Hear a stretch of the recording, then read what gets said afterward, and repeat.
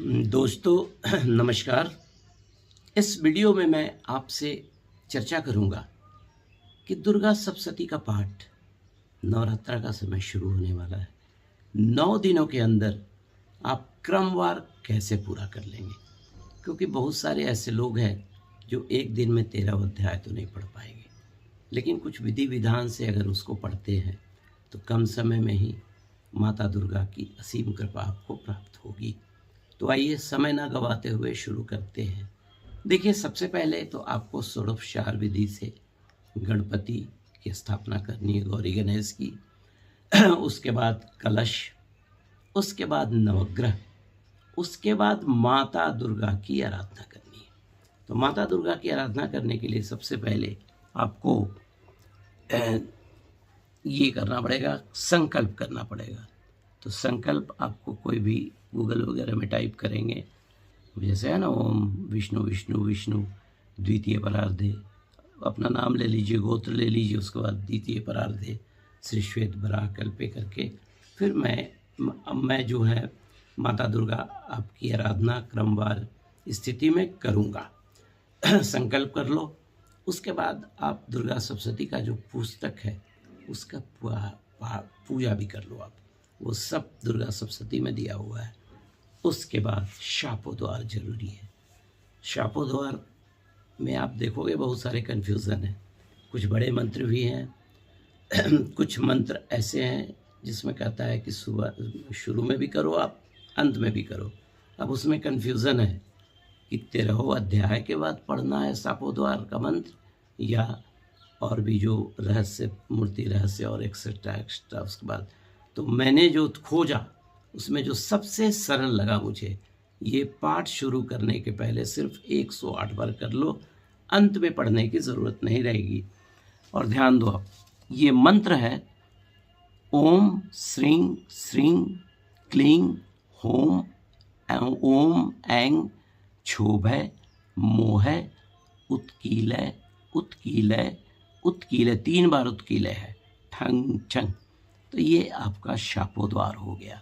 उसके बाद आप दिव्या कवचम पढ़ लो, अर्गला स्त्रोत पढ़ लो, कि फिर उसके बाद कीलकम पढ़ लो, रात्रि शुक्तम है वो पढ़ लो, उसके बाद देव का अथर्व शीर्ष वो पढ़ लो। और अगर थोड़ा और एलोबरेट, ये तो पहला दिन करना पड़ेगा, नवान्न विधि से थोड़ी सी पूजा माता का कर लो। उसके बाद आप ऋषांध्य, मतलब इसको हम लोग बोलते हैं ऋषि न्याद्यास, ऋष्यादिन्यास। उसके बाद करन्यास कर लो, हृदय दिन्यास कर लो। उसके बाद प्रथम अध्याय से शुरुआत करो। तो अब मैं आपको क्रमवार बता रहा हूँ कि कैसे आप करोगे इसको। देखिए, ध्यान से मेरी बात को सुनना, तो इससे आपके बहुत सारे जो डाउट्स हैं वो क्लियर हो जाएंगे। आप करोगे, हमने उसे 3 भाग में डिवाइड किया है, प्रथम चरित्र, मध्यम चरित्र और उत्तम चरित्र। प्रथम दिन, फर्स्ट डे, आप पहला अध्याय पढ़ोगे। दूसरे दिन आप क्या करोगे, तीसरा, द्वितीय, दूसरा, तीसरा और चतुर्थ अध्याय पढ़ोगे। तीसरा दिन 5वां और 6ठा अध्याय पढ़ोगे। उसके बाद चौथे दिन 7th, 5वें दिन 8, 6ठे दिन 9वां और 10वां अध्याय, 7वें दिन 11 अध्याय, अष्टमी के दिन 12 अध्याय और 9वीं के दिन जो 13वां अध्याय है उसको पढ़ लोगे।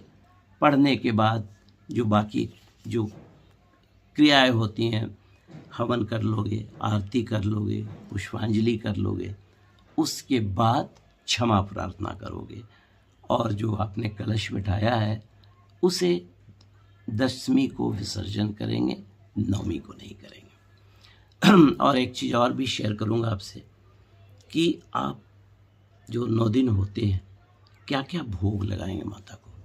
देखिए, प्रथम दिन जो है, प्रथम दिन आप घी लगाओ, दूसरे दिन शक्कर का भोग लगाओ, तीसरे दिन दूध का लगाओ, चौथा दिन मालपुआ का लगाओ, 5वें दिन केला का लगाओ, 6ठे दिन मधु का लगाओ, 7वें दिन गुड़ का लगाओ, 8वें दिन नारियल और 9वें दिन काला तिल का लगाओ। उसके अलावा प्रतिदिन आप जो प्रथम पहले दिन से लेकर जो 13 दिन तक 9 दिन तक आप पाठ करेंगे, पाठ कंप्लीट होने के बाद आप सिद्ध कुंज का स्त्रोत पढ़ना, 32 अक्षर का नाम भी पढ़ सकते हो, कोई भी एक मंत्र की एक माला जप लो और माँ दुर्गाय नमः का भी एक मंत्र का जाप कर लो।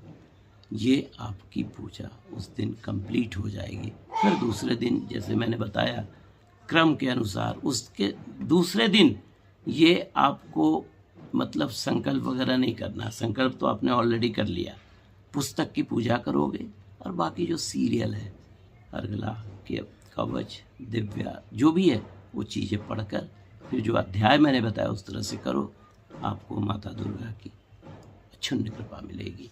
चलिए नवरात्रि की बहुत बहुत शुभकामना। अगर मेरा वीडियो पसंद आया हो तो लाइक कीजिएगा। Thank you very much.